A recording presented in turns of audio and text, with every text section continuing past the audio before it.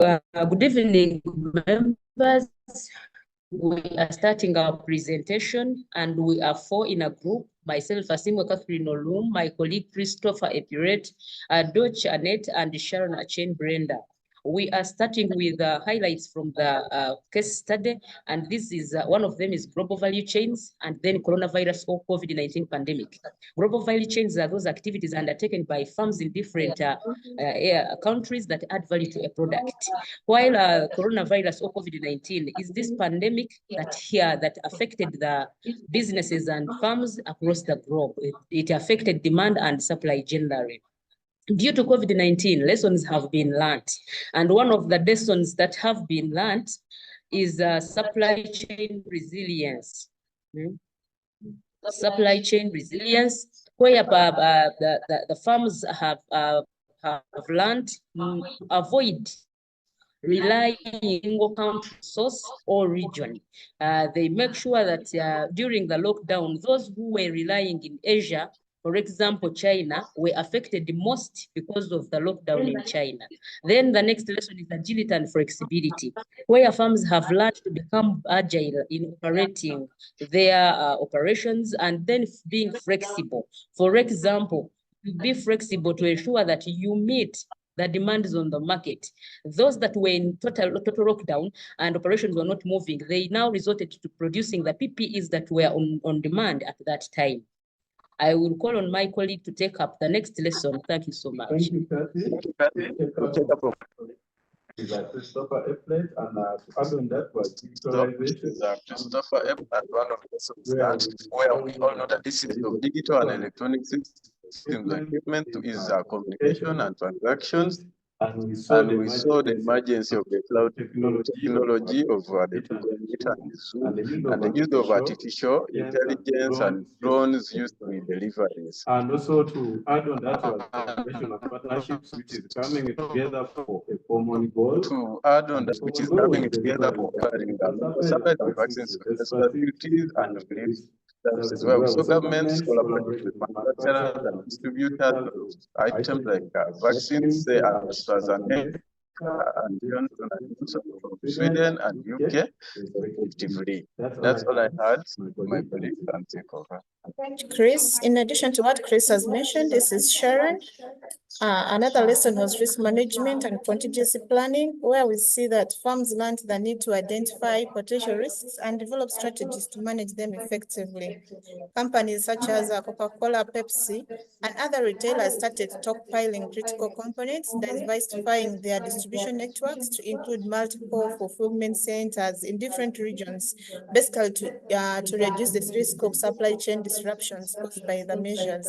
In addition to that was localized production and nearshoring, where we see that firms started realizing the benefit of localized production and nearshoring to reduce the supply chain risks and improve responsiveness. Especially firms like the automotive industries witnessed a shift in nearshoring as they sought to reduce dependence on overseas suppliers and ensure that there is a more secure supply of components. I beg to submit. I invite my colleague. Thank you. Thank you, Sharon, for your submission. Anita Dutch. In addition to that, firms have also learned visibility and transparency. Firms learned the need to have accurate and up-to-date information on inventory levels, production capacity, thus investing in technology such as blockchain to ensure transparency and build trust. They also learned employee well-being and safety. Firms have learned that having a healthy and strong workforce will reduce the risk disruptions due to loss of lives to ensure business continuity. For instance, firms invested in buying PPEs for their staff and also encourage remote working environment.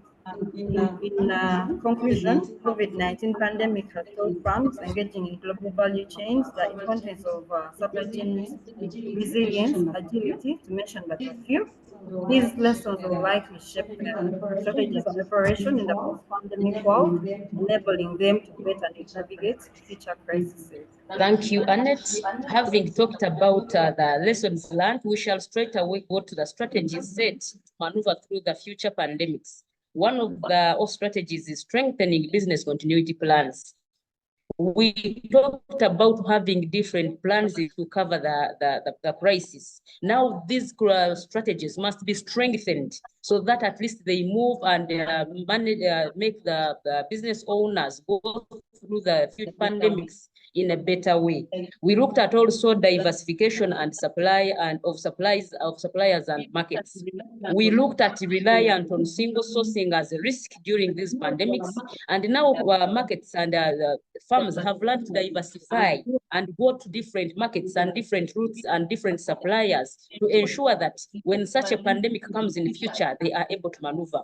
Another strategy is the agile business models, whereby companies and businesses have adopted agility and those business models that helps in diversification of operations to ensure that when this part is locked down, at least there is a different model that can help the business move forward. For example, restaurants, there were deliveries when actually the lockdown was so tight that the restaurants could not operate.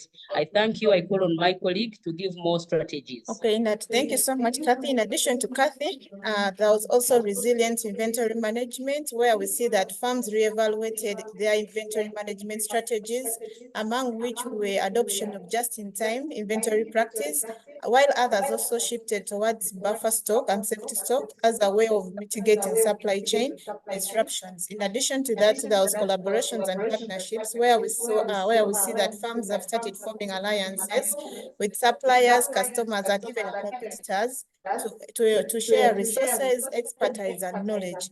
For example, there was a collaboration that happened between the government of Uganda and Bara University, particularly with the Dr. Gwang, where they were able to produce COVID-X that became a milestone to COVID-19 patients. In addition to that, there was also enhanced health and safety measures that where we see firms have implemented most of these measures. For example, the social distancing protocols, ensuring that there are flexible work arrangements, and also provision of PPEs to staff, basically to maintain productivity and morale during challenging times.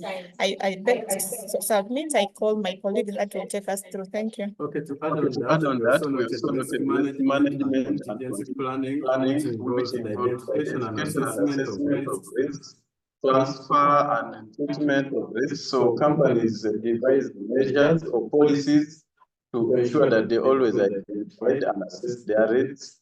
Those that needed to be transferred were transferred. Then we also realized the customer engagement and experience as a strategy to the variable demand that was caused by COVID.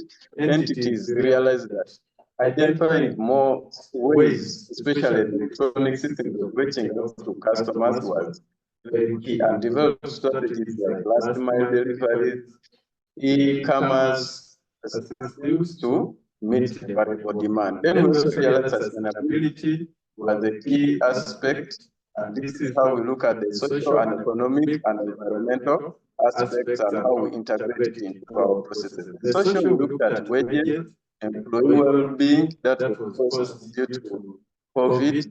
Then economic, we look at the fair trade and minimizing wastage and sources. Then profitability and responsible sourcing. Yes. Thank you, Chris. In addition to what Chris has submitted,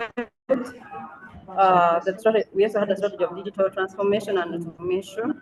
Firms have invested in technologies like AI, e-fund transfers to enhance operational efficiency and agility in responding to evolving customer demands. For example, Toyota is now using robots for assembling components and parts to enhance production efficiency. And the other strategy is continuous improvement.